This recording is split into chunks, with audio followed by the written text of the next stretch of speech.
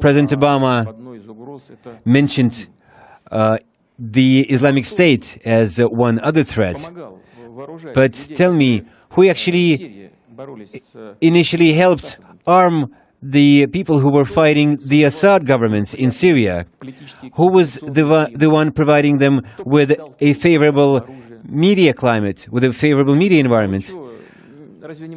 Who facilitated arms sales to those people?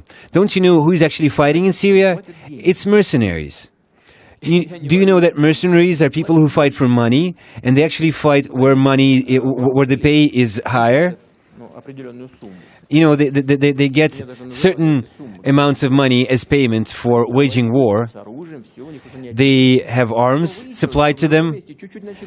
But once they find out that in another country the pay is higher, they will actually migrate there because they're looking for more pay. They managed to gain control of some oil deposits in Iraq or in Syria. They started pumping oil there. Do they have buyers who buy oil from them? Yes, they do. Why aren't sanctions imposed against those buyers? Doesn't the United States know who those people are? Isn't it their own allies who actually buy oil from terrorists? Don't they have the capacity to influence their allies? Or is it that they don't want to influence them? If not, why are they delivering airstrikes against ISIS right now? Once they started developing oil in Iraq, part of the fighters immediately migrated from the so-called moderate, civilized opposition to Assad to ISIS, because they wanted more money. So I think those policies of the United States are so badly detached from reality. You know, they wanted to support this democratic, civilized opposition in Syria. They handed them arms. The next day, figuratively speaking, the next day, half of those fighters turned around and joined ISIS.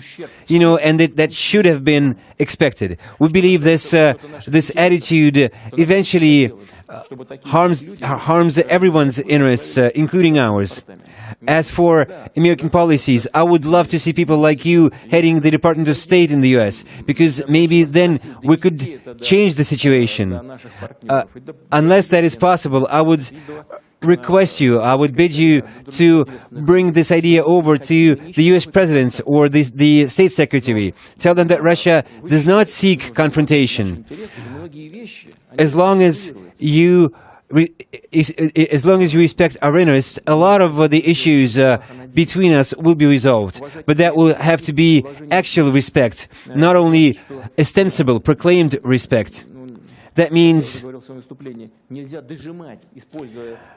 refraining from exploiting your domination, your exclusive competitive edge in the economy or in military sphere, in everything. Take Iraq. There is fighting in Iraq. It's bad in Iraq. Take Libya, where you actually led it to a point where the American ambassador was killed by a mob. Was Russia guilty of that? At some point, it was you who decided to establish a no-fly zone in Libya to prevent Gaddafi's air force from delivering airstrikes on fighters. That was your decision. Whether it was rational or not, it's up to you.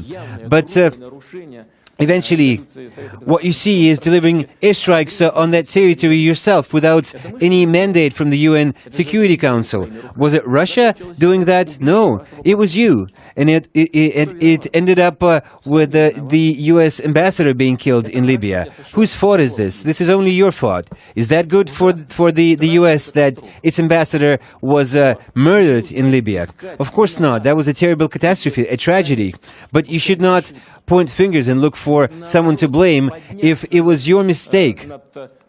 You need to be able to get over your own urge for domination and your imperial ambition. You need to refrain from poisoning the mindset of millions of people by leading them to believe that the US can have no foreign policies other than imperial foreign policies. We will never forget that Russia assisted the US in winning independence. We will never forget our cooperation during the First World War and World War II. I believe that our deep-lying strategic interests are largely similar between Russia and the US, and we should proceed from those mutual interests.